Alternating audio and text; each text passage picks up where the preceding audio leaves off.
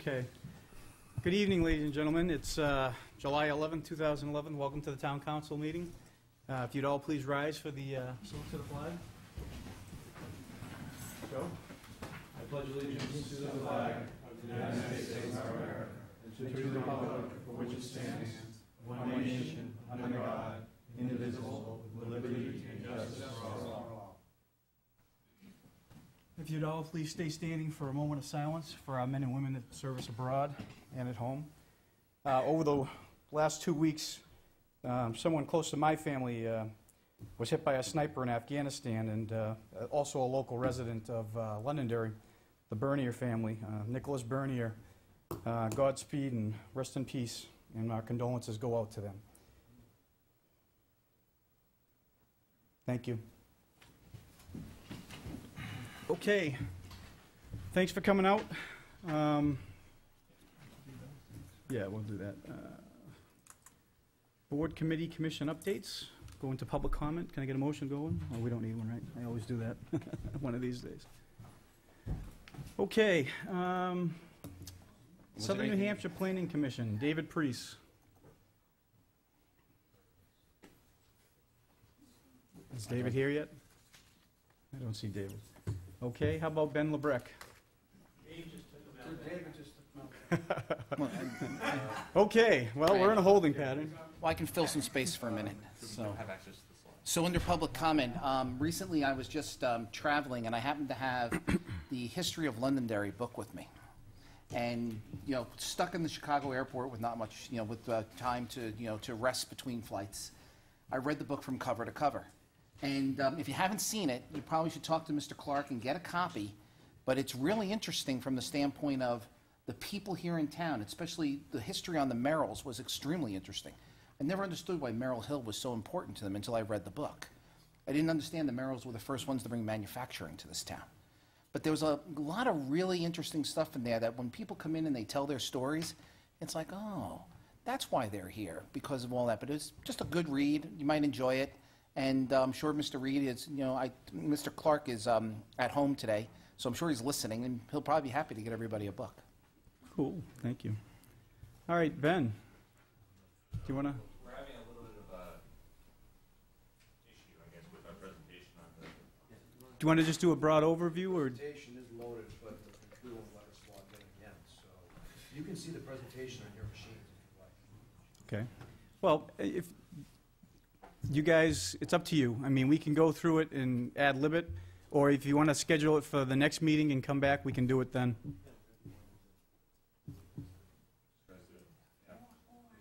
Or, okay, or we have a volunteer, and Margot said she could run some copies off. Do you want to do that? Okay. Sean, it's on your council share as well. Okay. Yeah. It's on their PowerPoint. So if you guys have your copies, if you want to start, we can look at it here. Margot can run some copies off to pass them out to the public, and we can go from there, if that works with you guys. Okay? I have 6 copies here. All right, that's fine.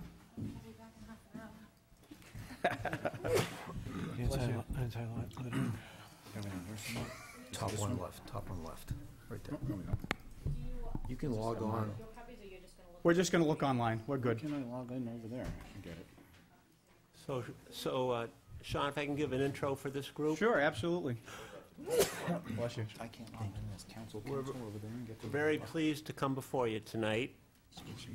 Last summer, members of the council who were here last year might remember Carol Bartlett, one of our citizens, came before you and expressed some frustration that she'd just been out with a volunteer group cleaning up the Gilcrest Road area, a section of that, during Beautify Londonderry, and a week later, it was again strewn with litter. And she came to speak about possible remedies to that and wanted to see what the council's thoughts were. She gave a pretty detailed presentation, and the council, I believe, referred that to the Solid Waste Committee to discuss further. We invited Carol and any other interested parties in town to come to a public hearing to discuss the litter issue. And we had a very good turnout. we also invited Chief Hart to that, and we had a very good discussion and a lot of interest and a lot of agreement that there's a lot of areas in town that physically are a mess, and people wanted to do something about that. So we turned around and came back to you folks and requested the authorization to form a subcommittee to look into the issue, which was granted, and we put out a public call for volunteers. And lo and behold, we immediately had 11 people step up and say, we want a piece of this. Kind of makes a committee chairman like me cry with envy, that kind of enthusiasm, and indicates that litter is maybe second only to the word dispatch as a lightning rod for public interest. No, trash containers. I guess we're developing quite a glossary, aren't we? So, the subcommittee was formed, and they've been meeting for 2 or 3 months now. They came before the Solid Waste Committee a few weeks ago to present their initial plan, and we've offered feedback and encouraged them to come forward now per the process to talk to you about the nature of their committee and what their initial proposals are. And at that point, I'd like to turn it over to Ben and Kerry. Thank you, sir. Thanks, Paul. Ben Lebrecht, Kerry Stanley, 2 members on the Littering Advisory Committee. Thanks for finishing my sentence. You're welcome. You guys have an acronym for that yet? Yeah, see, we practiced. So basically, we're just going to go over tonight. We're just going to tell you what we've accomplished so far and what our course of action is and what we're proposing. And then we'll give you a brief summary.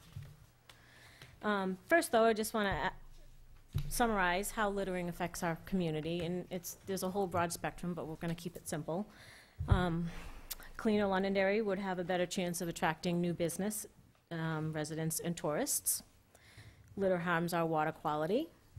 Careless dumping causes groundwater pollution. Litter harms plants and degrades natural areas in Londonderry, and it hurts our residents. Vehicle accidents are caused by litter and roadways drivers attempt to avoid. And most importantly, littering is illegal. Unfortunately, it's one of those laws that people get away with because they just don't care. But we can control it, and we're a small group, but we'd like to try and do what we can to try and eradicate it here in town. So there's a group of dedicated volunteers from the Beautify Londonderry program, as you know, and they assist between, there's about 6 weeks between April and May each year. They've done a fantastic job this past year. But we are here to help control litter year-round and trying to allow Beautify Londonderry to concentrate on the spring cleanup and the landscaping. So, we'll just like to talk to you at least what we've done so far. We've only been meeting for a few months, but thus far we've gone ahead and contacted Chief Hart as well as the town attorney, Kevin Quayle, just to go ahead and do some research into the legal aspects of littering, what the laws are and what the penalties are. We have also gone ahead and created a Facebook page that I believe some of the members of the town council are friends on, as well as a lot of other community leaders have been together and joined us. And we've also gone ahead and reached out to the local media, both the newspapers, and we're also talking about going to the cable television networks. So, the Facebook page is called Litter Free Londonderry, and if anybody is not aware, the maximum fine, we've verified this with our attorney, the maximum fine in Londonderry for littering is $1,240. It's essentially $1,000 plus the 24%, and that's RSA 265.102. Because there seemed to be some confusion as to what exactly is the rate. We got endorsement or support from Chief Hart, and there's a copy of the letter in your handout. And basically what we're here for tonight is to try and get your endorsement and support as well. we're trying to get as many people and as many community organizations behind us, so that this message is broadcast loudly and broadly. So we have to take baby steps, obviously. So what we're proposing now is to try to procure 4 anti-littering signs. And there would be 2 signs on 2 different roads and 2 locations in town where littering is prevalent. One of the locations is Gilcrest Road, and this is the section of Gilcrest Road that is south of Route 102. And the other road is Adams Road. Again, this is a pilot program. We don't know how it's going to work. We're hoping for positive results. And we discussed the various locations, because as you know, there are a number of other roads in town that I know you can think of where you've seen it too. But we're starting small, and then we'll go from there. On Gilcrest Road, the locations are in the southbound traffic. The sign we hope to have it placed, would be between the McDonald's and Home Depot entrances. And then for the northbound traffic, it would be just before the Bob Early Bridge. On Adams Road, westbound traffic will be directly across from Shady Hill Nurseries, and eastbound traffic will be just before Crossroad, and these are both regularly targeted by offenders.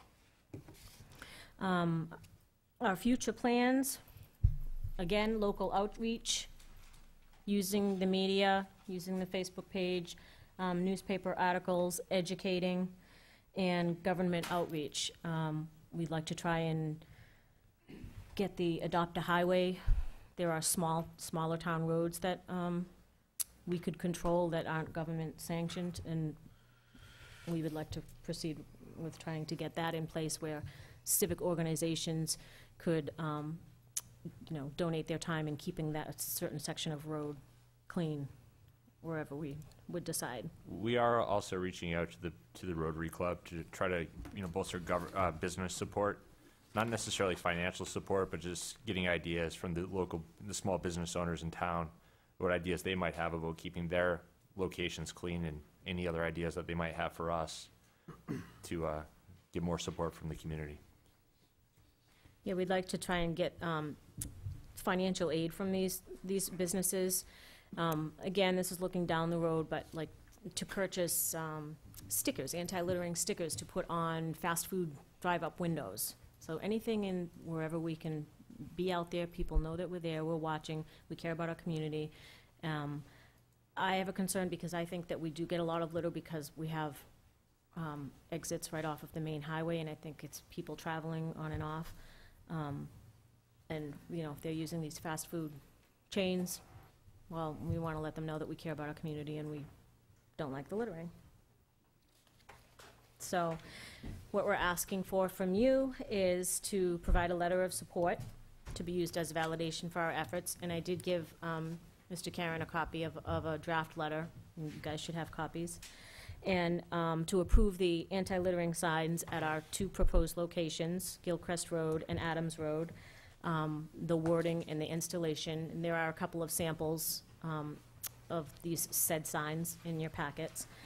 And then we would go from there. So basically, we're looking for your support to deploy the neighborhood signs and community outreach and endorse the letter of support for this purpose. Thank you very much, Carrie. Thank and you. Ben. You're welcome. Yeah, it's kind of nice to see that this has taken off. It's actually gone quite a bit farther than I thought it would originally. So it's great to see that you're getting so many people to volunteer and to take part in keeping it clean. I know I do my little part in Mammoth Road over there where I get plenty of trash thrown out, but hey, if we all do our part, eventually it gets picked up. So we can just hope that people, stop doing it instead of throwing the stuff out the windows. So. Yeah. Anyway, yeah, okay, so we'll wait for Dave to get that, and we'll get it in an official form, and we'll get that back to you. Right. Any other questions from the council for Ben and Carrie? John? Thanks for your efforts. Thank you Good for job. the opportunity. Thank you. Thank you very much for the presentation. I appreciate it. All righty. Is David Priest here? Dave, have you seen Dave yet? I have not seen him, no. Okay. I'll have to come back to that then. Let's see. Pull this back up. Motion at the public hearing. Yeah, we already did, actually. We actually don't need a motion for it. Public hearing, going to that. You do need one for that. Right, but do we want to do that first, or keep it in public comment? Is that what you want to do? Oh, yeah, you I can think do it'll be longer, is it? Doesn't matter, I guess. But I thought that we would do public comment. Yeah, that would. Oh, okay. Yeah, so, I'm sorry. that's okay. All right. Okay, well, we had one other person that wanted to come in from Southern New Hampshire Planning, David Priest, and he's not here yet, he's probably running late, so we might have to come back to him. Any other public comment from the council? I have. Okay, go ahead, Tom. Thank you. Tonight, as I'm sure a lot of you are here for, is the discussion on the resolution regarding the possible municipal agreement with the town of Derry to provide fire and EMS dispatch services. And as you're all here, and I wanted to bring up a concern I have.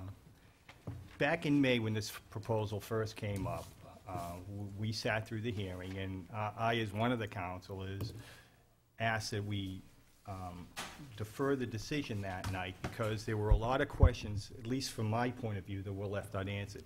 A lot of questions the council had, a lot more that people raised concerning what would this effect be on the town of Londonderry and the fire department. And in the last 2 months, we've gotten a lot of the answers. Sometimes we didn't get just one answer, we got two answers on an issue. But we got a lot of information. Some of it was very helpful. For example, one of the questions that people had back then was Londonderry dispatchers had certain training that Derry dispatchers didn't have, called EMD training, emergency medical dispatch training. It's an important issue.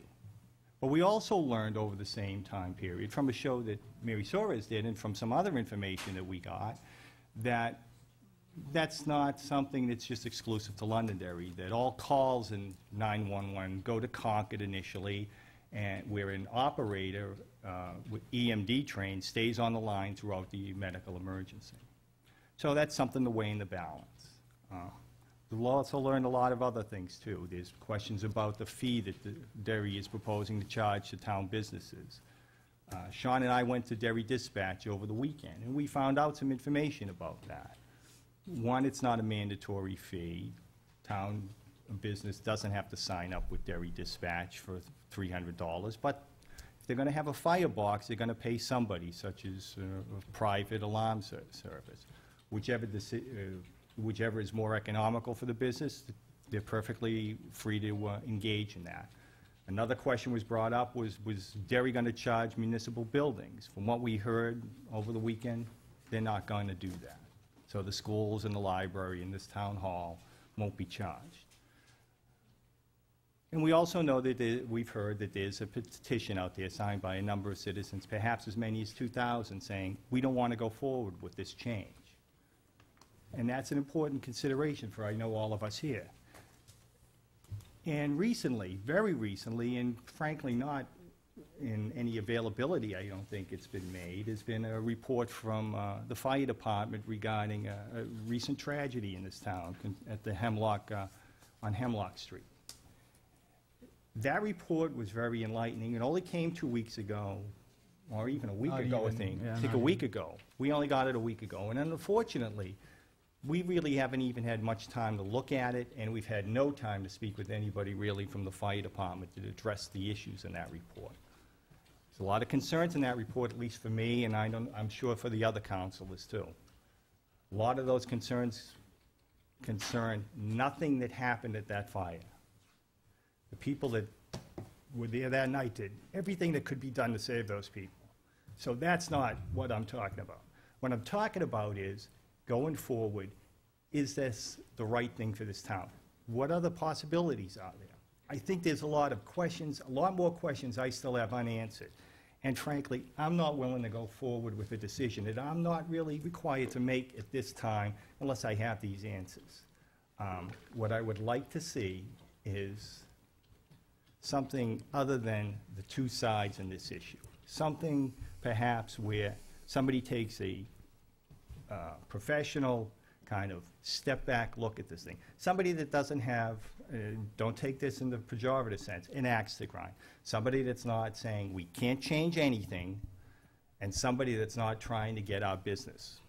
So what I'd like to see is this council defer any action on this time until we have a further answers to these things. Perhaps we can hire an expert on this issue. I don't know if there is any, but some professional that can give us a report and take it this, you know, a careful look at all the issues. The money issue, Dave's done a very good job in that, and I think he's tied the number down. You may say $50,000 is accurate. You may say that's not enough to change things. That's a fair comment. But I think the numbers are fairly clear. You may say, I don't want to change anything. But I think it's important that everybody take a step and a look at it and have time, frankly. Not come here, be given a report, which we don't even have tonight, but not come here and have to make a decision without weighing all the answers. Perhaps putting out a report of a group, of a study, and having that out there for a while, percolate it, look at it, take a look at the report, its facts, come up with a question or two, come up with the answers, come up with your concerns, make your case on that.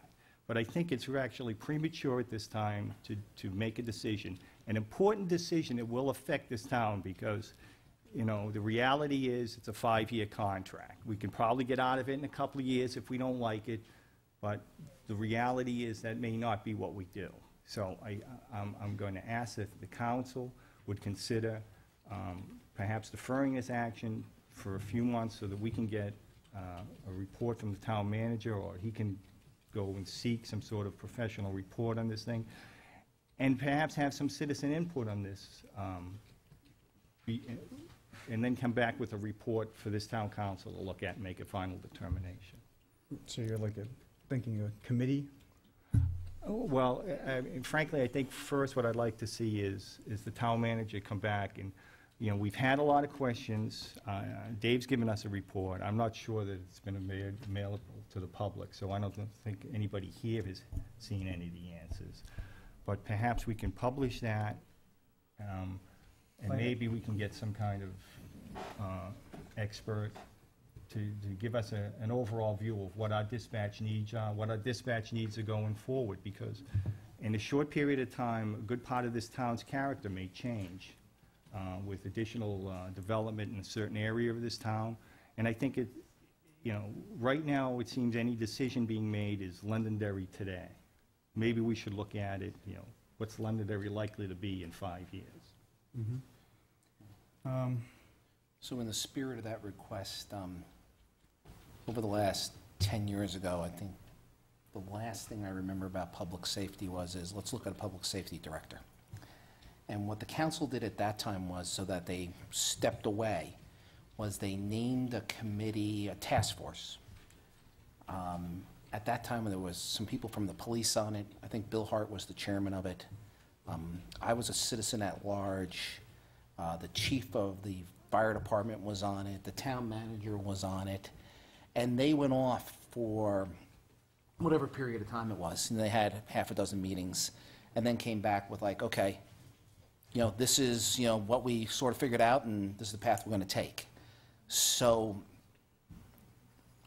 I don't know who's an expert. I know we got a whole bunch of them on the fire side and the police side. Mm-hmm. And maybe we don't have to spend any money.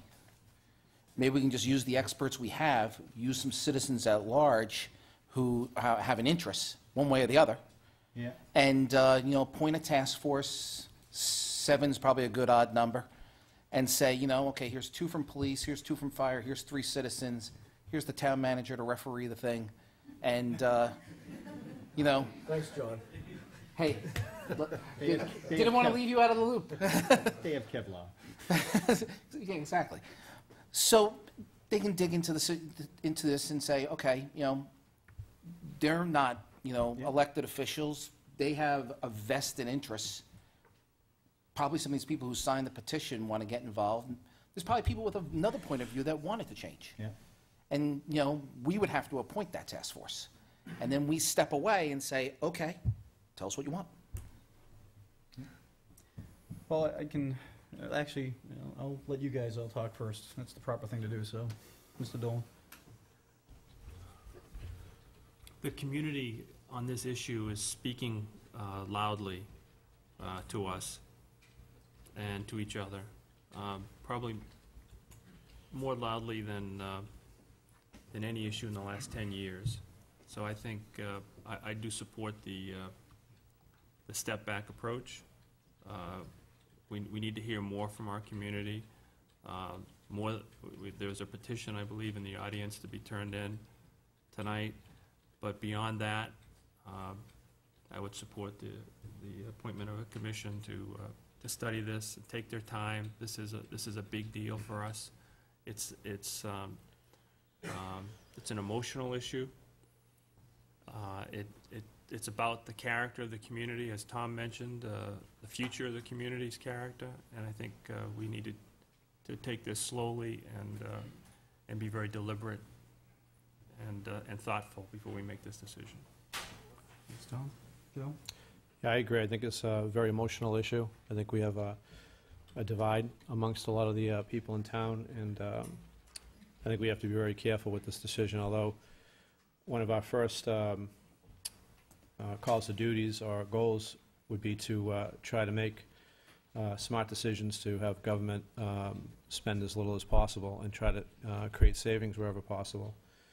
I think there's a safety issue that we have to always look at too, and you know, as Tom alluded to, there's been a lot of information coming to us, both positive and negative, for moving this over. And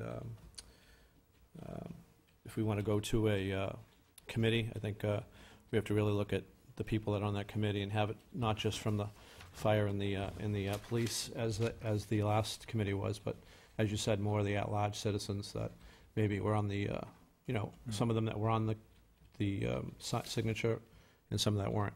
So, but maybe we'll take a collection process, or people that write in to the town manager. How do we get those people? Generally, we ask for volunteers for a task force, just like with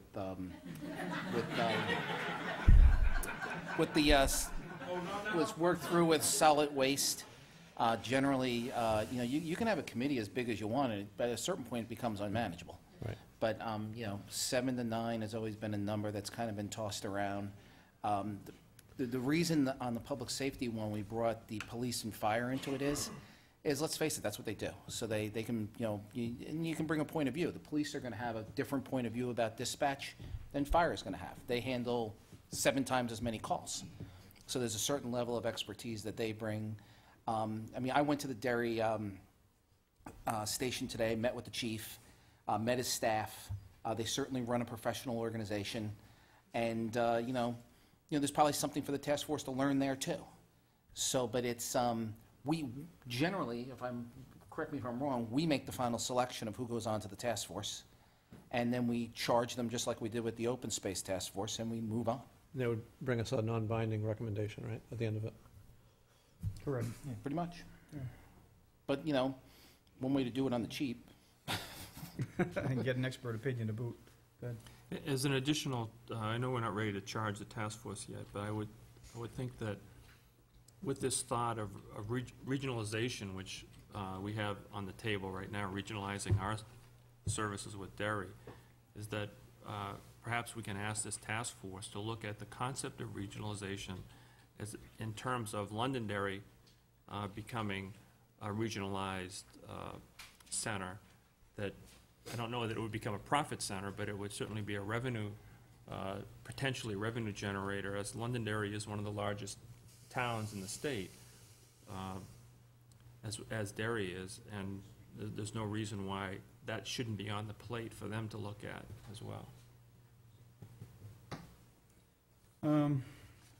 So I got to tell you, I've been involved in this silly game for, 6 years now.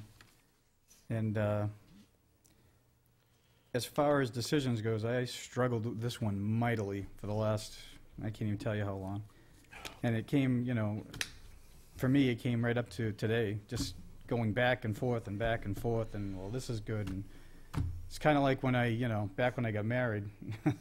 And my wife probably It's probably when my wife.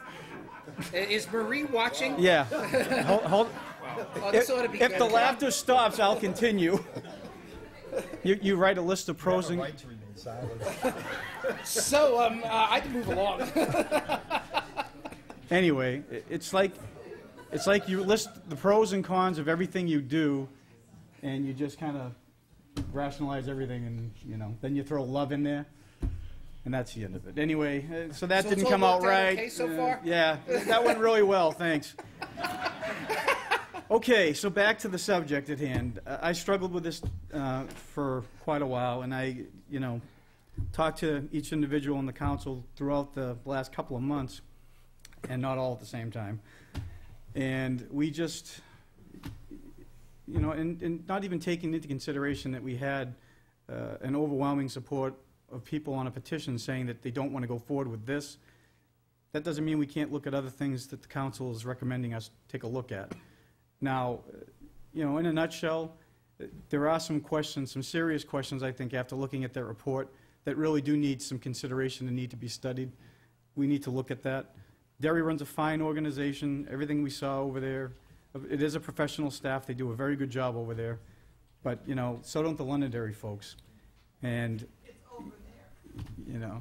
what's over there? What I do now? Nothing, just keep going. Point that one.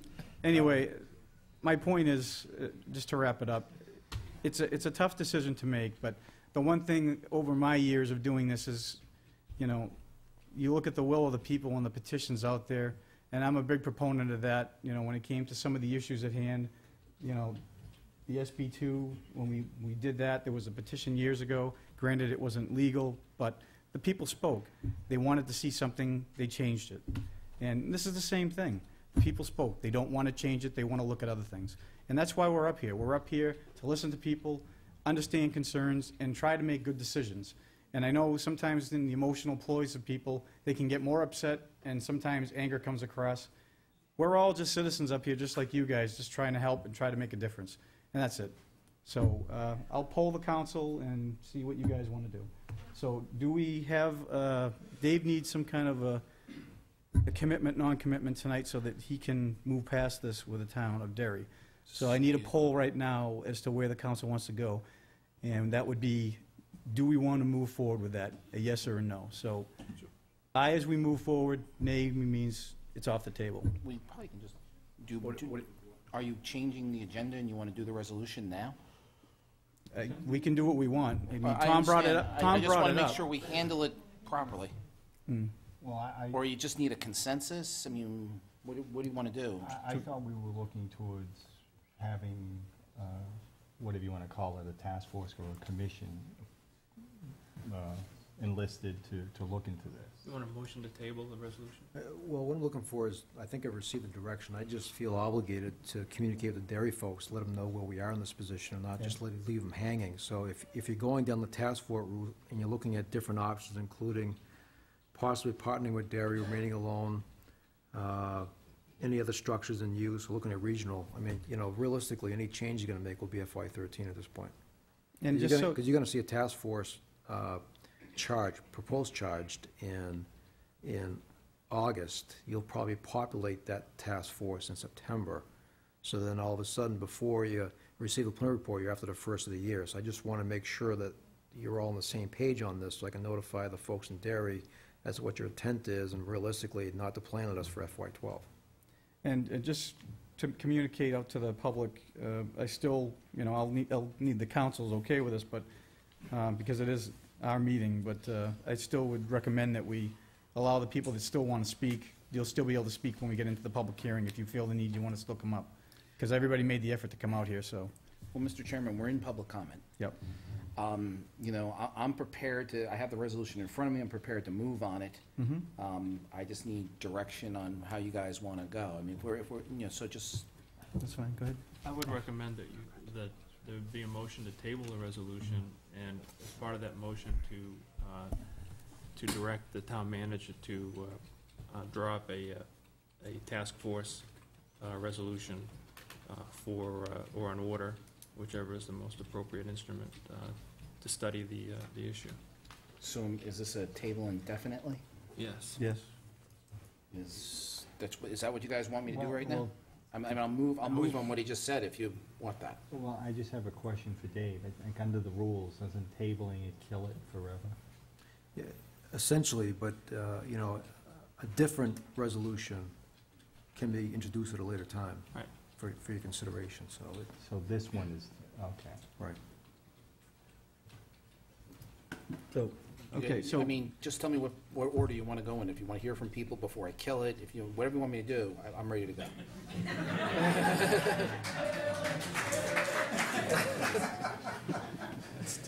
This is like phone a friend. Anyway. So just, if you guys are ready for a motion, I'll motion. Yeah, you? That's fine, but don't you have to, it's old business, don't you have to enter it? We can take it out of order Yeah, if we all agree to. That's fine, I'm just saying it's a resolution. Is it considered, did you have to enter a public hearing for that? No, not for a resolution, just for an ordinance. All right, then fine. Okay, You guys ready? go for it. All right, as Mr. Dolan stated, in those words, I will motion to direct the town manager to create a task force, for the study of the fire and emergency medical dispatch services of the town of Londonderry. Does that do it? And to table the resolution. And to table this resolution 2011-07 indefinitely. Now, Dave, does that include what we had talked about as far as you having that study, that independent study done? Well, I'm gonna bring back a proposed charge, which the council would review at its August 15th meeting. You'd make amendments to that or revisions, then you'd adopt it, and we'd move forward. But that would be my thought as well. is- Yeah. I'll second the motion on the table. Go ahead, you had one question? Dave, do you have to have a specified number of people put in our motion, or you do that when you come back with the charge? I'll bring something to you, and then you Okay. folks can massage it as you see fit on your 15th. Okay. Does that work? All right, so we have a motion and a second. Dave, was the motion clear for you? Sure is. Okay. All right, motion and a second. We can vote on it now, and then we're still being public comment. So if folks want to still speak to the matter, they can do it. So all those in favor say aye. Aye. All those opposed? Chair votes affirmative. Motion's 5-0. Okay. All right, so we're still in public comment. Old business is now done. Any folks that want to speak to anything in regards to the resolution we just discussed, or anything else in public comment, you're more than happy to step up and just give your name and address for the record, please. Oh, we know who you are. And you just love every minute of it. Kathy Wagner, 7 Fiddlers Ridge Could you Road. repeat that one? Kathy Wagner, 7 Fiddlers Ridge Road. Thanks, Kathy. I just wanted to come up and say thank you for listening to us the first time we came in the meeting and moving this. I was a little disappointed you picked July because I was afraid that most people are out of town and Can't afford to be. and we're not going to be able to attend this. After that meeting, a bunch of us took it upon ourselves to really ask this community what they felt. And I will say that 80% of the community, I did have no's, because people said, anywheres you can save, please do that. But overwhelmingly, people were very, very, very concerned regarding this move. For the pennies it was going to save, it was not worth the loss of what it would mean to the community. So a bunch of us started to collect these signatures. And where I didn't reach my goal of 2,000 because I had some personal issues in the month of June that forced me from not being able to go out collect signatures, I did do pretty well. So here's 1,268 people that you could put on your task force. Thank you. Thanks, Kathy. Yes, Joanne, it's too bad I was looking for that. Can you confirm the rumor that Daffy and Donald did sign this? No, I don't think they did, but I can sign them on there. Thank you. All right, any other public comment that people want to come up and speak? Okay. Going once? Nope.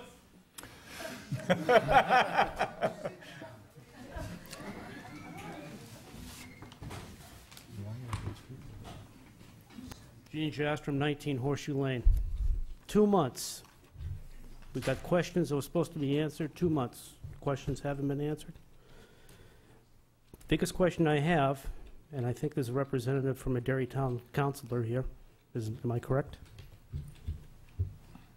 Nobody from Derry Town Council here? No. Because the question I have still is why was this proposal put in their budget back on the 31st of March? And the money was put in there stating that they were going to take over dispatching by July 1. The question still hasn't been answered. But that's a question, frankly, for the Yeah, Derry you have to go to the budget Derry file, draft. 'cause we didn't do it. We didn't do it. You're asking a question that's completely irrelevant.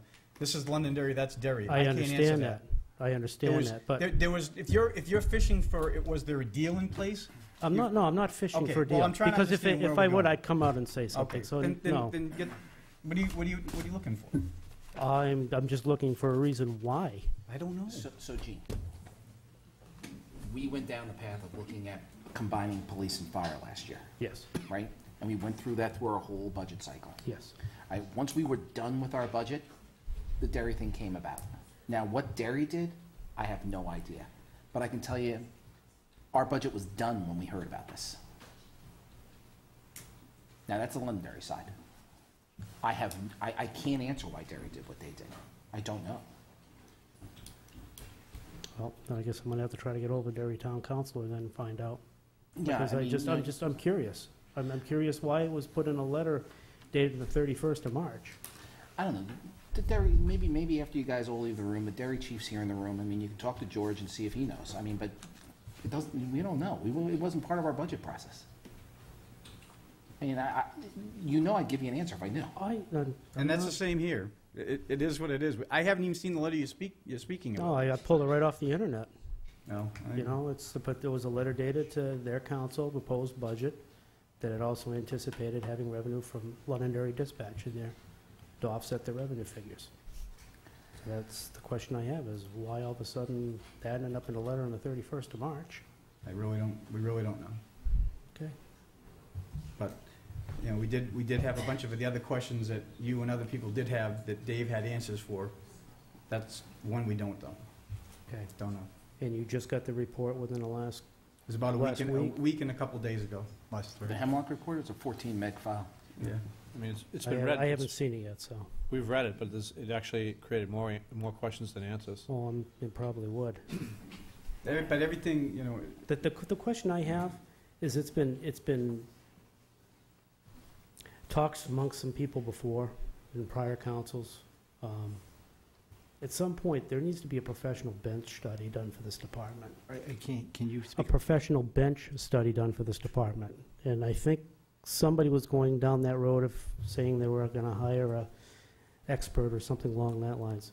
The city of Haverhill, Mass. just went through, I believe, Matrix out of Massachusetts, went through the whole department to find out what the strong points and the weak points were, and use that as a document to try to build things. I think that there's some serious thought that needs to come in at this point and try to figure out where the positives are and where the negatives are.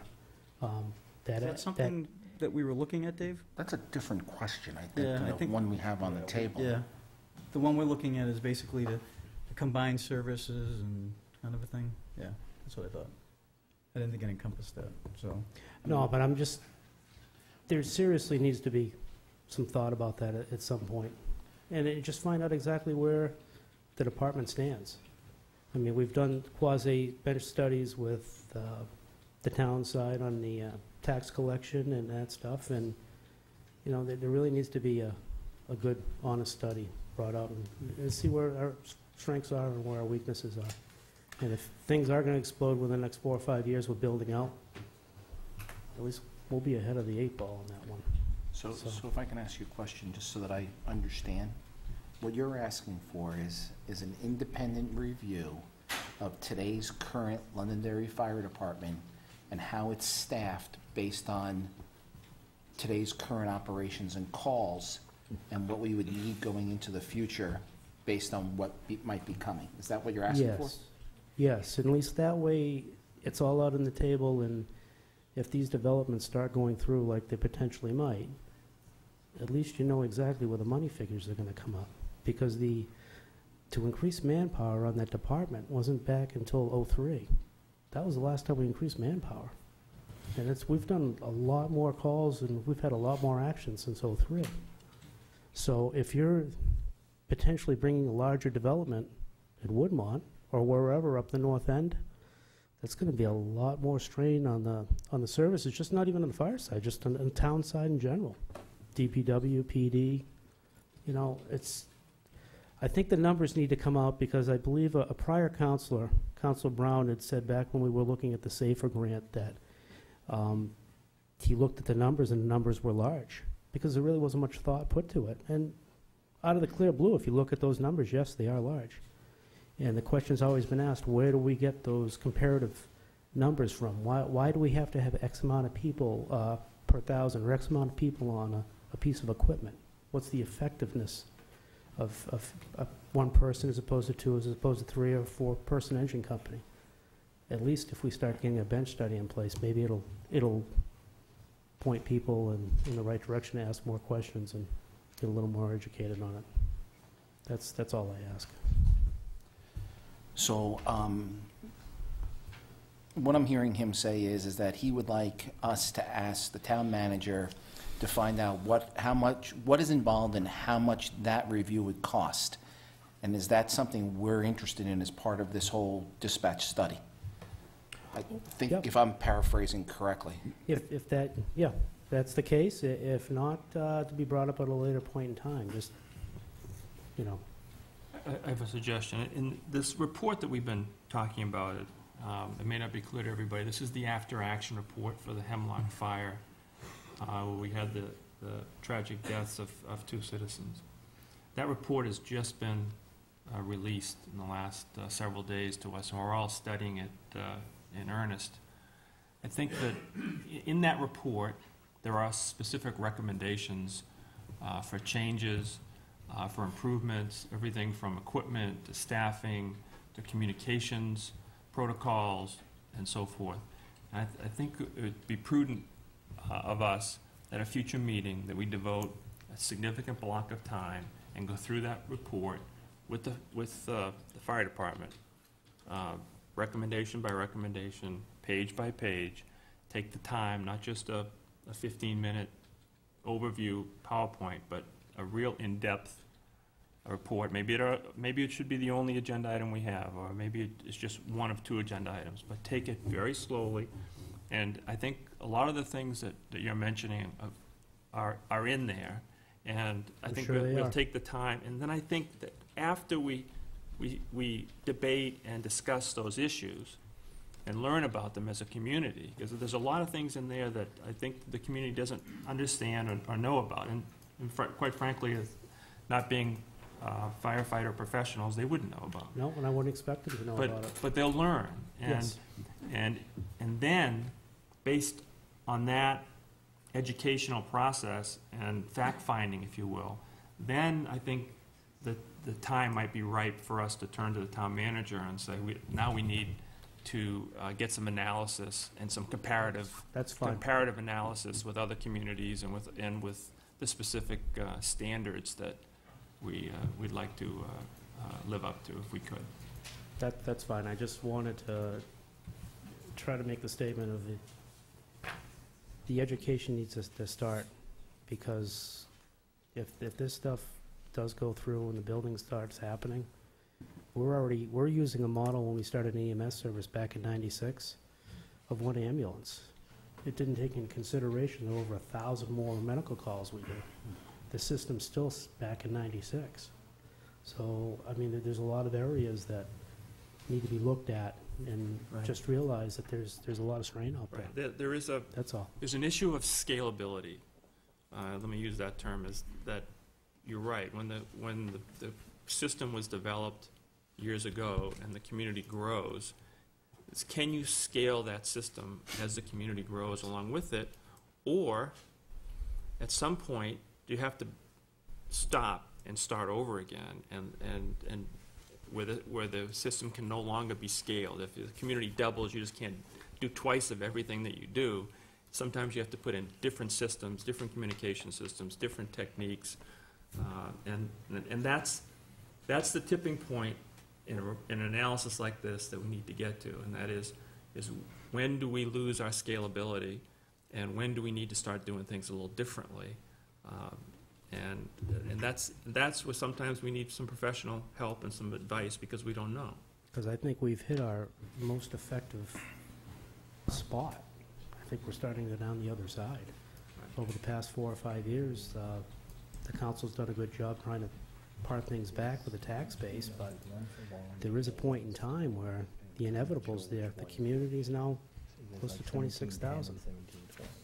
And my parents and I moved here back in 70, it was 2,500, 3,000 people. Long time ago. So I just want to just bring up the fact that the town is growing. If these buildings do go in the way they are, that there's going to be a request, I'm sure, at some point. And at some point, I don't think there's been an official study or benchmark done on the department.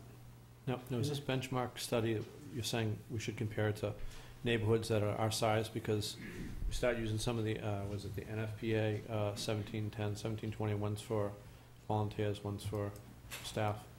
We start using those, I mean, you have to double your budget. So, I mean, something that's more realistic.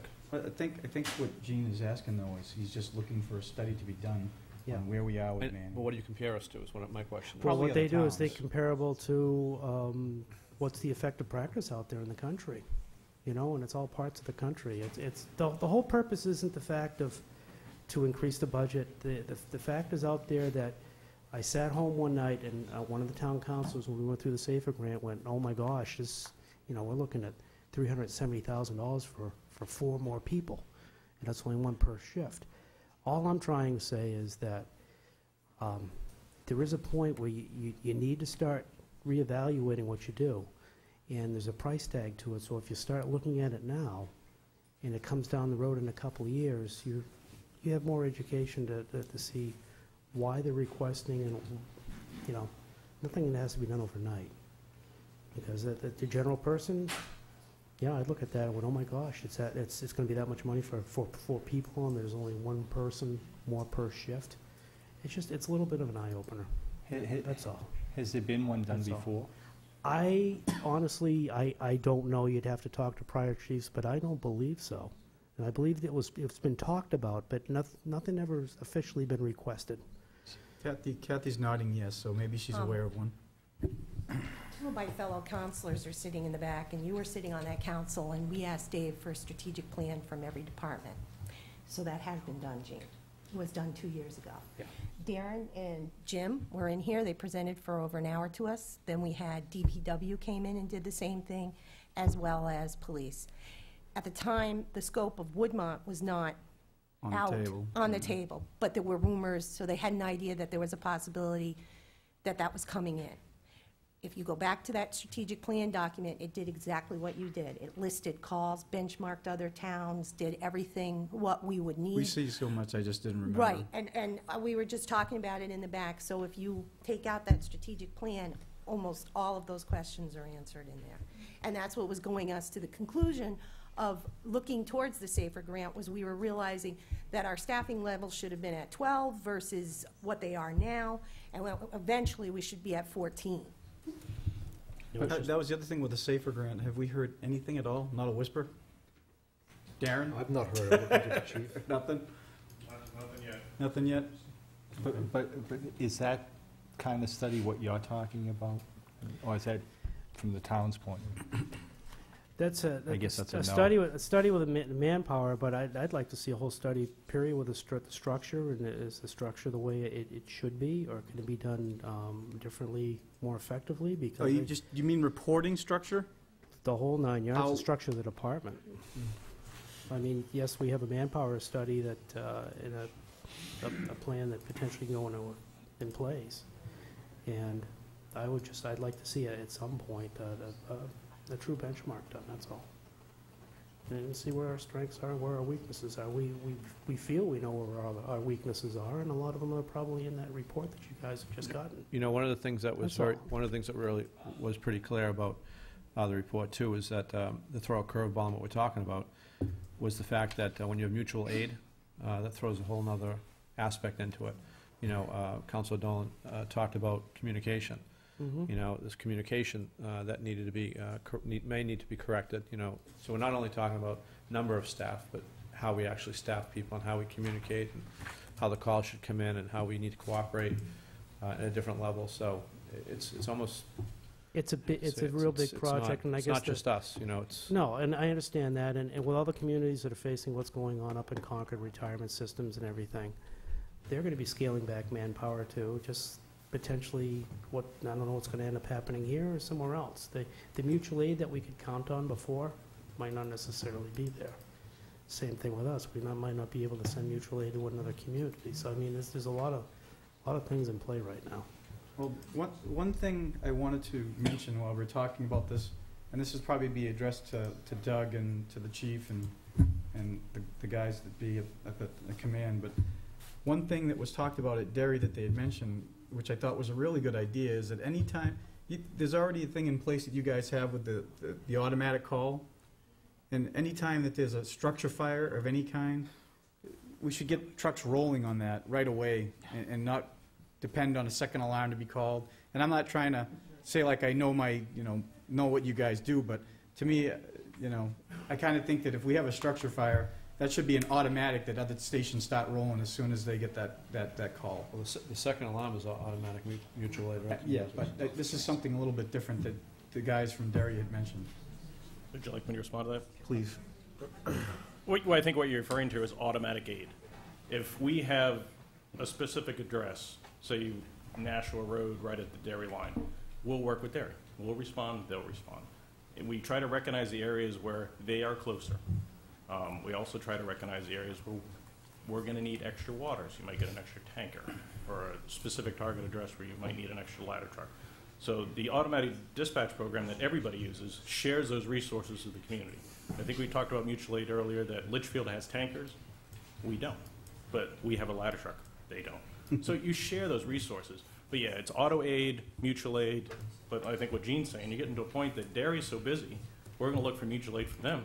They're not available. They're not going to be there. And the same thing from us. We're getting to the point where we can't supply mutual aid back. So that mutual aid circle is getting bigger and bigger and bigger. But I guess the thing would be with, like you said, Hudson with the tanker, with the water tanker. If there's a structure fire, just send the water tanker. I mean, there's no question about the fact that we're going to need it. I mean, where are the hydrants? I mean, so it seemed like these hydrants really weren't that far away, but trying to get the water from the hydrant to the point of where they needed it seemed to take forever. There is a time lapse for to set up a consistent water source. You have to look at how technology's changed over the years. Everybody used to have a tanker in every firehouse. They've gone to foam products. We have Class A foam that increase our capabilities. So we can do more with less. But you get to a point where there's so much fire, you could show up at Lake Erie. You can't get past that fire. It's just not going to happen. So yes, we try to work with the neighboring communities. We try to, deliver an appropriate amount of apparatus and personnel to an incident to, have a timely result. And the only thing that I see is that you've got other communities out there. Wyndham was in the paper a couple of weeks back that they're dropping manpower during the day. So the mutual aid that you're always calling, that's all I'm saying is it might not be there at some point because everybody's facing the same budget issues we have. And we can only take care of Londonderry, and I understand that. But, I think the best way to take care of Londonderry is find out exactly where we're at, what the strengths and what the weaknesses are. And just keep an open mind, that's all. Because, manpower does cost a lot of money. And there is a line that you have to draw. I mean... And that's the reason why, without having the audience throw tomatoes at me, that's the reason why this whole thing seemed likable. You centralize, you save money. That's, in my business life, that's what happens. You try to condense things. You have one administrative assistant for 2 vice presidents. This is what you do, and she takes the calls or he takes the calls for many people. So it works in private sector. Why wouldn't it work? So those are the type of things you got to look at. Because to me, again, the more stuff, not to beat a dead horse, but the more things you read, this is how these towns with budget cuts are able to survive and put more manpower to fight the fires. But when you go from private sector to public sector, the thing is that if you have somebody calling sick at your work, you could potentially put that job off for the day, and they'll play catch-up the next day. But if you get a phone call or a medical call going on in a car accident somewhere else, and you don't have the manpower, that's the problem when you start getting into it. And I think the only reason they go out and they start comparing the public to private is because there really isn't a real good way to compare public other than having studies done and to know why the numbers are the way they are. Because you had mentioned before, if we go with the NFPA requirements, the budget's going to be astronomical. Well, how do they get their numbers? That's what I'm trying to bring up. Let them explain how they got their numbers, and then you make the decision whether you agree with it or not agree with it. That's all. That's all. So I'm done. Thank you. Thanks, Gene. Thank you. Thanks, Doug. Okay, anybody else? My name's Laura Aronson. I live at 38 Boyd Road. I think we need to strongly take into account the potential growth here with Woodmont. We're not talking about a stable population or a stable infrastructure in our town in terms of even public buildings potentially. I think that with Woodmont coming in, the whole scenario changes significantly, and we can't ignore that. And I know that this isn't part of the proposal now, but should there be a proposal put forth to pay for expertise in evaluating our needs, I think it would not be unreasonable to approach the Woodmont developers to bear a significant part of the cost of that expertise. A further unrelated point, well, it's on the topic, I think that we need to address disaster preparedness.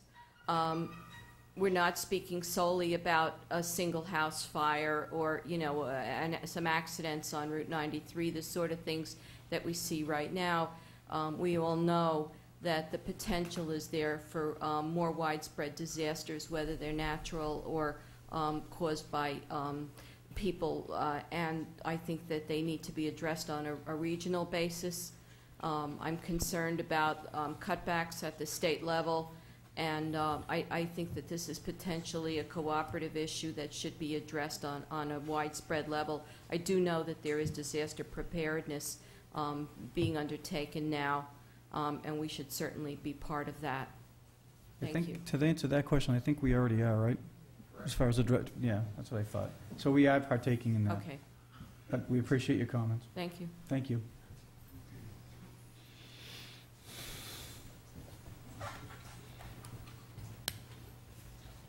Hi, councilors. It's Lisa Whittemore from 40 Griffin.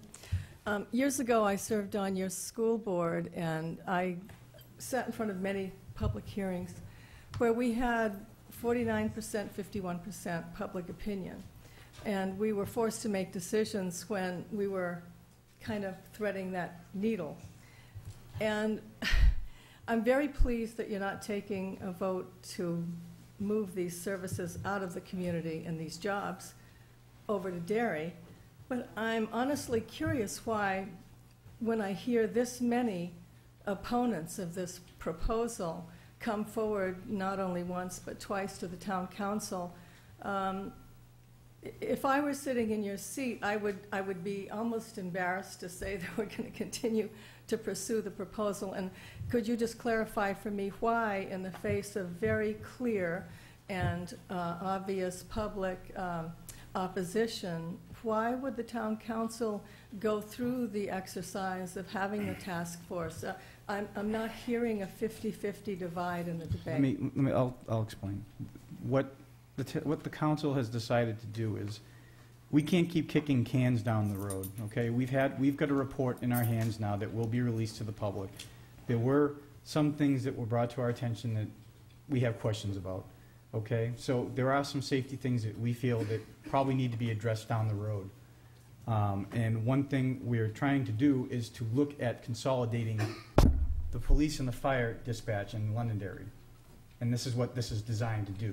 It's not looking to move it out, it's looking to use what we have and see if it makes sense for us to combine the services which would mean we'd have to have an investment of software and things like that, because you'd be putting two divisions, you'd be putting police and fire under the same roof, but you'd have two people dispatching at the same time. That's what the council is looking to do. And we'll be looking for safety, you know, down the road, if people retire, we may not have to have 12 people, and I'm just using a number, okay? We might be able to use 9 people instead of 12. So this is what the council wants to study. We're not looking at moving it. So that the issue with Derry has been tabled. That's So done. the issue with Derry is now It's completely... done. So Correct. the task force is now going to be studying the option of combining, as was previously studied, I understand, under Chief Hart? What we did was, it was kind of, we gave it to the police department and the fire department, what would it cost? They gave us, you know, it was a short amount of time, they really didn't do a bang-bang job. It was a bang-bang job. They gave us rough ideas of what it would cost. Okay. Okay, so what we're tasking them to do now is, we really want a detailed report on what will it cost, what will we need to do, what are the gains, what are the subtractions, and then we take it from there on whether or not we're going to do anything. Okay. But that's what the task force is going to do. And an ancillary issue to that would be investigating the possibility of having a regional center in our community. Yes. We are a population center.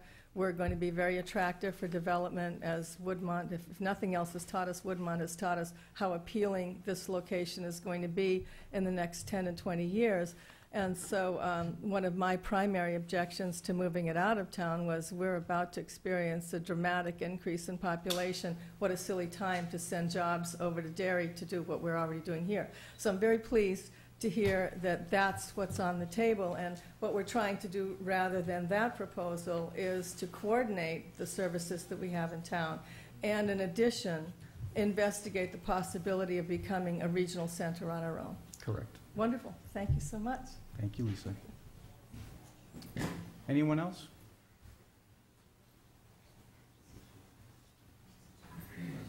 Good evening, Scott Miller, 3 Cedar Lane, Londonderry. Hello, everybody. How you doing? I'd like to commend all of you on this, especially you, Tom, in regards to putting together a task force, because I was very concerned myself about the centralizing of a vital operation like this. And I think it's a good idea to use subject matter experts and from the fire department and the police department. That's a very, very good move.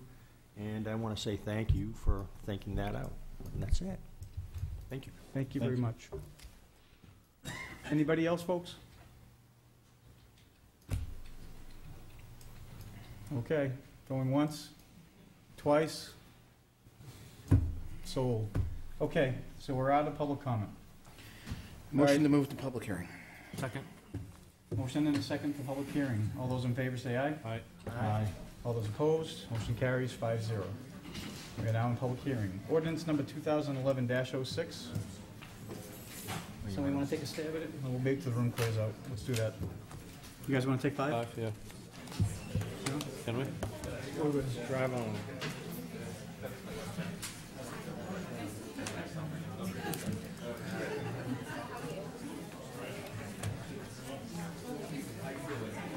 We can probably waive reading on this. We read it once before. Huh? We can wait. Well, it's second reading. So we can waive reading and move forward if you so desire. All right, you guys want to... Motion to waive reading? Motion to waive reading? Sure. Okay. We got a yes on both? Second. 2011-06. Okay, this is so this has got to go to a public hearing then, right?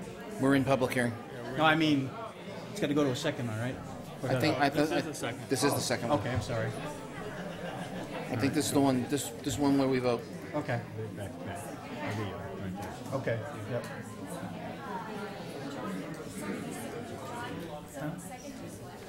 I don't know. Oh, hey, listen, I Oh, was glad that for you did public that. hearing? Tom, second me. I made the motion for public Yeah, hearing. he's gonna have to pay for I think I made the motion to waive reading. I think Joe seconded me. it. We just need these guys to look at it and bless it.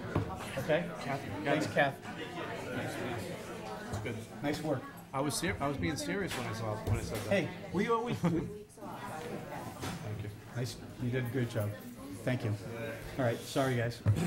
Okay, so we have a motion and a second. The motion and the second was Tom, the motion was John. Okay. Okay. All right, so, guys, we have an ordinance An amendment to the zoning ordinance relating to rezoning map 15, lot 97, Clark and Jacksbridge Road. Dave, do you want to give us an update on this? Andre, do you want to bring us up to speed on this zoning ordinance change? No. Oh, okay, that's Yeah, fine. we're rezoning a tax map from AR1 to Industrial 1, so it's not an ordinance change. Sorry. Just so that we tell us the right thing.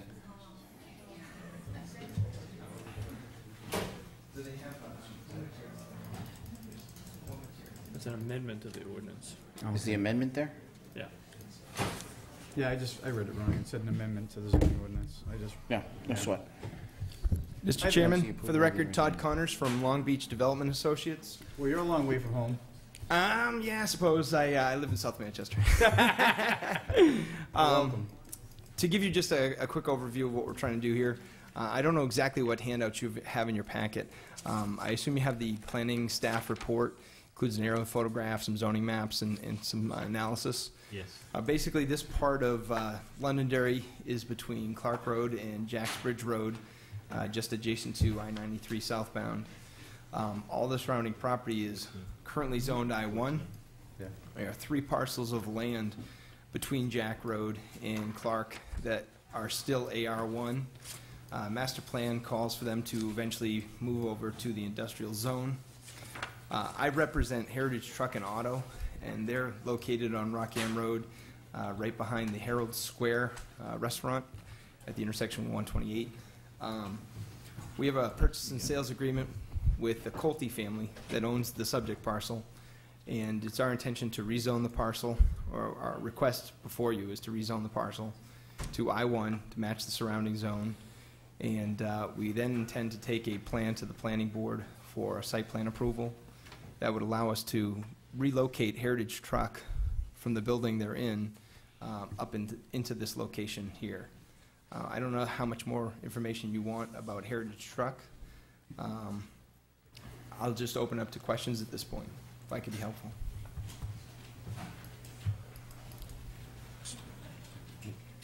Go ahead.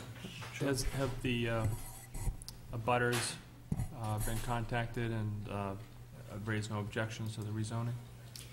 We held or the planning board held a public hearing to consider this rezoning request. Excuse me for a minute. Andre, were they notified for that? They were. Abutters were notified by certified mail for that hearing, and no one showed up for the hearing and spoke. We did speak to our immediate neighbor to the north. They would be the abutting parcel that would remain zoned AR1, and they informed us that several years ago, they had also been conditionally approved for some rezoning to the I-1, and that they were in favor of it. They eventually saw their property developing that way, and that they would sell their house at that time. So they raised no objection. We actually encouraged them to join us in this request and rezone both at the same time, but they didn't seem to take us up on the offer, so we just moved ahead without them. But they didn't raise any objection that I'm aware of. So do we have any letters at all? That's the only question I have. I remember them coming in to the planning board a few years ago. Actually, I think they were the ones who actually started this whole thing of changing that side of the road. They were the driver behind it, as I recall. I think Harvey Industries was there first. Right, and then these guys, remember Andre, these guys came in and they were the main driver saying, hey, would you guys consider doing this? Correct. I think they were the first ones in, if I remember. That may be true. So I can probably verify that that is what they said.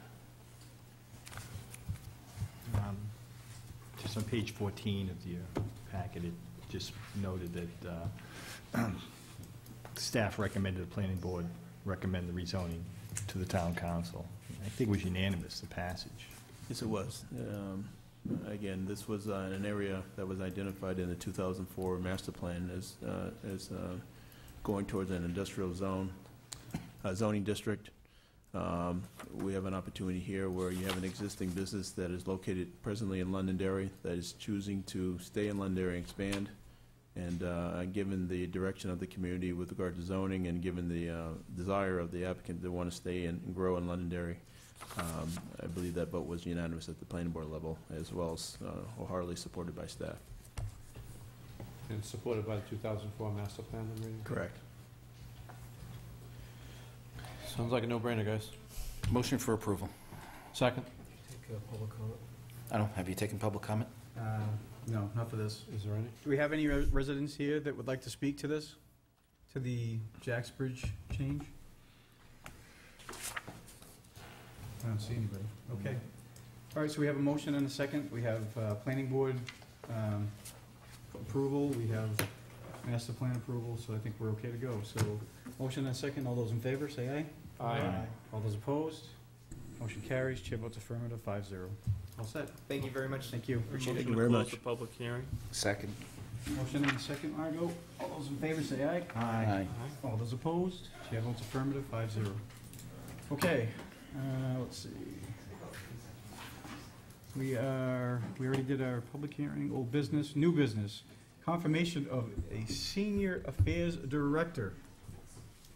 Step right up, don't be shy. Gladys, why don't you come up and join us, please?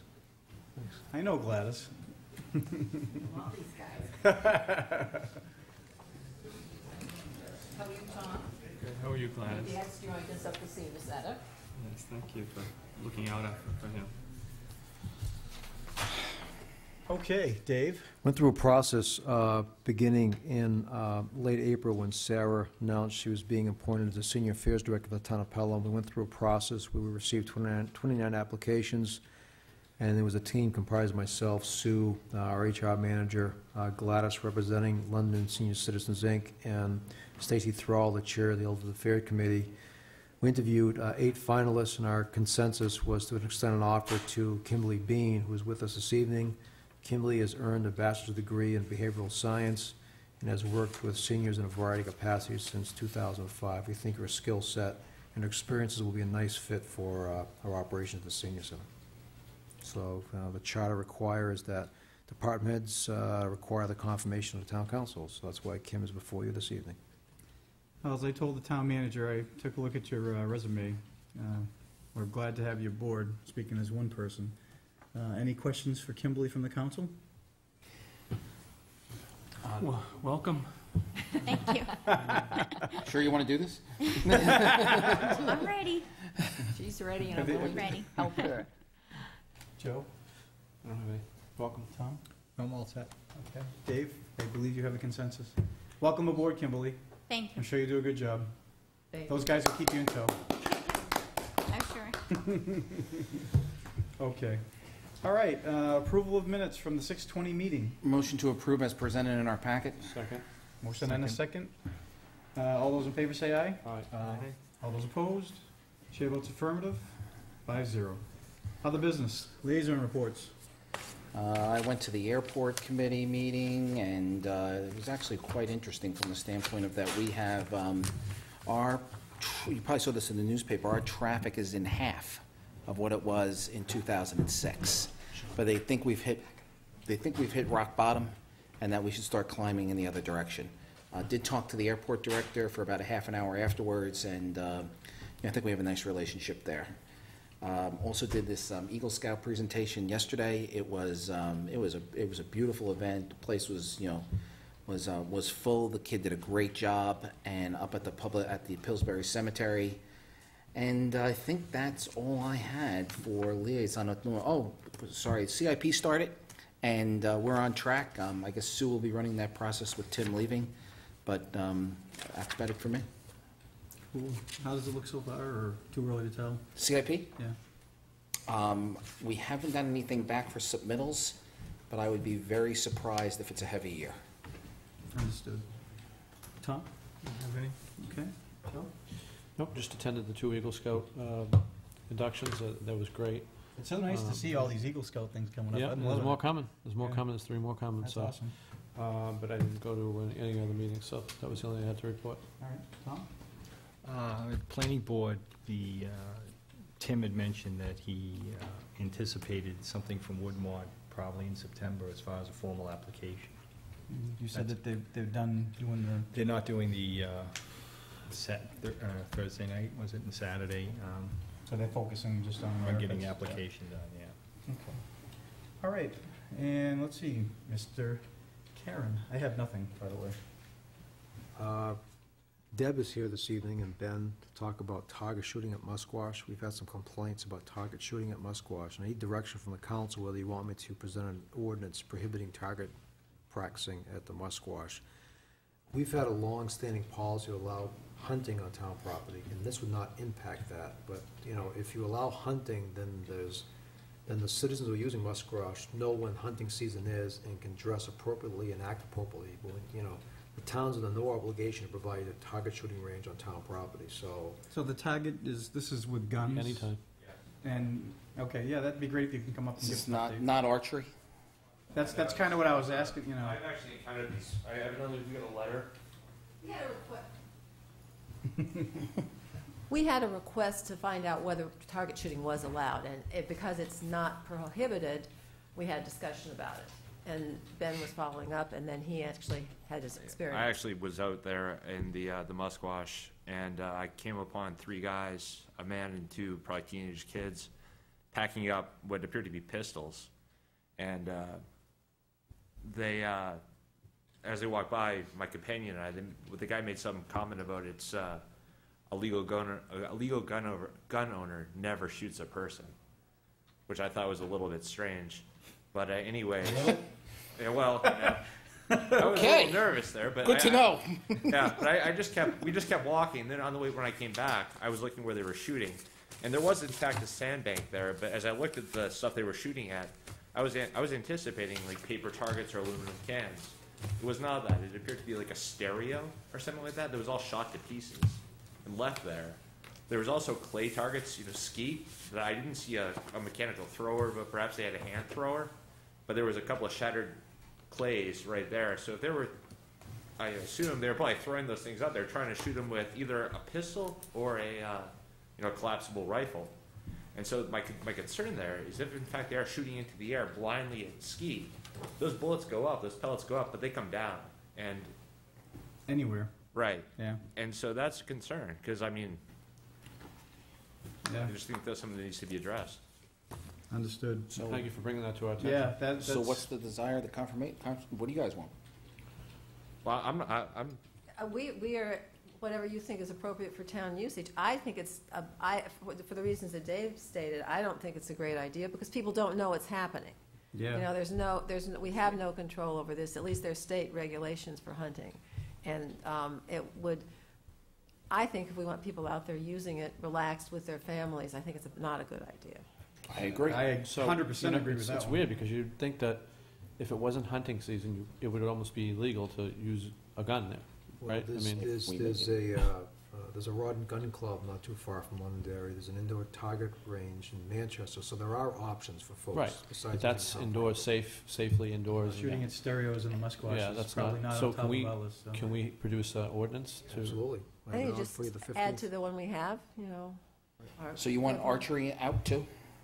I think it would be appropriate. Yeah, I Because there is a bow hunting season. well, that's okay. Yeah. That's Okay. That's hunting. season, this is I completely understand. out of season is what But you're you saying. want archery target practice out too? We have had no requests for that.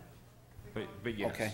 I mean, just Okay. target shooting off Target season. shooting, I I mean, should if you're just say, going to be out there so- shooting arrows in the woods at random, Leave it more generalized, so it's Just- target shooting. right? Unless otherwise, you know, unless during state regulated in Right. season. Or, Well, yeah. our ordinance is very clear. Hunting is allowed. So any kind of hunting is allowed during season. Boy, that's So very we're just vague. looking for an affirmative statement to add to ordinances saying the town does not provide any kind of area for practice shooting of archery, guns, rifles, whatever you have. So Yeah, we'll the develop something Musquash. for August 15th. Any kind of Well, weapons? I'm gonna present it to you for all town property.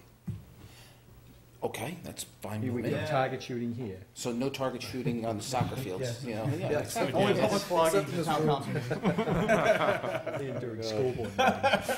Yeah, okay, sounds good to me. But yeah, I think that that's a definite. Now, I also heard something that you guys are having problems with ATVs. Not in quite a while, actually. All right, so I only heard yesterday. Oh, well, I haven't heard about that. Mike Considine continues to report to us with more usage in the Musquash by people, bikers, hikers. The ATV action has been way down, and they're not having to clean up as much damage. I don't know, I haven't heard it. So Bob told me yesterday. Okay. And in, Bob's here. What a coincidence. Thanks, Deb. Sorry, Thanks, Ben. Deb, didn't mean to surprise you. He just happened to tell me yesterday. Bob Sarr, 4 Mountain Home Road. Would you take comment on the target practice before I address Sure, the go ahead. Yeah. motorized vehicles and the musquash? I just wanted to comment, the Londonderry, was it Rod and Gun Club? I forget the actual name of it. I mean, that is actually on Londonderry property. You access it through Litchfield, but it adjoins the musquash on the backside of the musquash, and their target ranges are on Londonderry property. They've been there for years, but if you go through the deeds, they're a taxpayer here in town. And I think, as Dave pointed out, the issue isn't the hunting season. We, Trailways posts and the Conservation Commission posts on all of the kiosks when the hunting season is. I guess the only thing I would say you may want to consider, just as we have that aviation club use some other town property for aviation, I don't know if you want to entirely preclude target practice if the town decides at some point to establish a target range in an appropriate area. But I think the issue at hand here is that the musquash and our other conservation, our other open spaces where we have hiking trails, where we have biking trails and stuff, just are not the appropriate mix for this. They need to be in an area that is controlled, and there certainly are safe areas of town we know that you can do this, but I guess I would just say you may want to leave an option to say, unless otherwise specifically designated by the town for down the road. So. Yeah, let me comment. Having some experience with target ranges, the real issue is really downrange. And so if we were to construct a target range somewhere in town, we'd have to do it with the thought that if you miss the target or if you get a ricochet, you have to make sure that the area is clear several hundred yards, depending on the weapon, several hundred yards downrange. So if somebody is observing nature or walking the woods or whatever, and they're downrange, could be quite a hazardous And I know, I'm not a member of the gun club, but I know that they do have different ranges there, and they only permit certain weapons on different ranges based upon the distance that those weapons can potentially fire.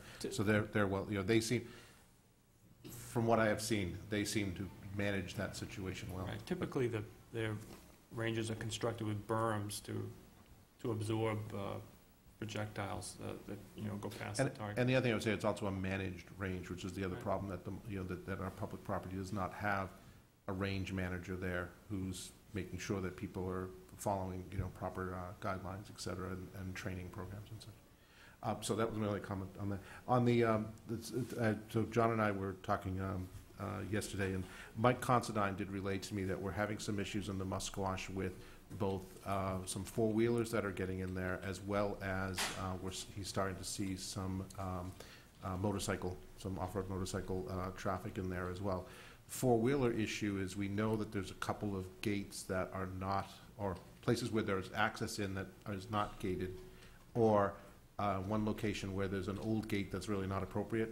And the problem is if we don't place these at choke points where you can't get around them, you can't make a new trail through the woods, they inevitably get in there. And there is off-road, some of the abutting property owners do allow motorized vehicles on their property. Sounds like the property in Cortland, the sand pit. the end of Cortland Drive at the end of it there. Yeah, With a gate there, and they just kind of go around. Yeah, yeah.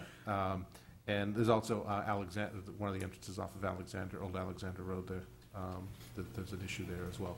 So we're not quite sure, from a trailways perspective, managing the trails, we're not quite sure how we're going to address those gates, because unfortunately, the appropriate ones cost money. And so we're just starting to take a look at what options might be available for that. But yeah, there are some issues out there, and the next Trailways meeting, we're going to be discussing how we might be able to post it further. We do have them posted now, but to be honest, many of these signs are 15 feet off the ground. We probably need to make it more visible and also reference the relevant town law that says, here's why you can't do it, here's where you can go look. So, any other questions on that? Are there restrictions based on how we acquire the property that says we can stop target shooting, ATVs? I don't think any of our conservation easements some may talk to hunting, but I don't think we have any that allow target, or specifically allow target. The easements have specific rights that the Right. owners retain. As far as the town-owned land, a lot of this went back into an ordinance which predates my time on the Conservation Commission when we first started acquiring the musquash, and Bill Bushy was really active. And we knew we had a problem with ATVs, but Bill Bushy, because he was handicapped, was really active in making sure that property was handicapped accessible. Mhm. And we've always tried to keep that capability in our properties with permissions, and so we understand. Handicapped people can go out there. If the gates are locked, they have to ask for the key. We do have an ATV in the police department, and they do patrol, and I will inquire of the chief tomorrow what the schedule is, and just to bring these concerns to his attention to make sure that, any particular time, do you know, Bob, that, or is- I'll ask Mr. Considine to. if you could let us know, that'd probably be helpful to us. And that was the other thing too, if you see anybody that's out there shooting stereos or whatever, I would call 911 and have them investigate it. That's just me though. Yeah. Especially in that area because there's people walking out there all the time and, Yeah. you know, that is a worry. I know I wouldn't want to be clipped by a bullet if they're walking through. Those guys were getting out of there as soon as I was walking in because they could hear me coming with my dog. So they were skedaddling as soon as I turned around the corner. So maybe it's one of these things where if they're aware that we know what's going on. We should probably do something about getting it cleaned up this summer too. Just sounds easy enough. So Dave, I have a question. So if we made it illegal to do that, would the range, gentleman said that we had, they were on Londonderry property, so there'd be. Located in Londonderry, not on town-owned property, but located in Oh, Londonderry. okay. I thought it was on Right. town property. They're a taxpayer. Okay, okay, they It's a own their own member- property. it's a club. you know, so- Right. But I think if we made it illegal, we could then grant specific areas permission if we wanted to do so afterwards, right? The As ordinance identified. would speak to town-owned property, not the town of Londonderry, Right. but town-owned property only. Okay. That's what I'd present to you, and if an instance comes up in the future where there would be a target range, come back for another ordinance and refine this one. Right. But And just adjust it. I guess I'm suggesting to you that that's not the kind of business the town ought to be getting into, is providing a target range. Yeah, we have a target range for the Liability police on wise, town yeah. property, but that's it. It's got to be a privately owned business, but, you know, again, there's nothing to stop someone from having that kind of a business and just making sure they do it right. So, Exactly. All right, well, thank you very much. Well, thank you. Appreciate it. Thank you. You have anything else on the agenda here? I'd like to ask for a non-public. Let's see, let's just finish up quick, John. Meeting schedule, August 15th is our next meeting at 7 PM. We're on the summer schedule right now. And next thing is adjournment, so So, I'd like to make a motion to move to non-public for a legal opinion. I, John Farrell. Hey, Tom, go on. I, Sean O'Keefe. Hi, Tom Frieda. Hi, Joe Green. We are now going to go into a non-public meeting for the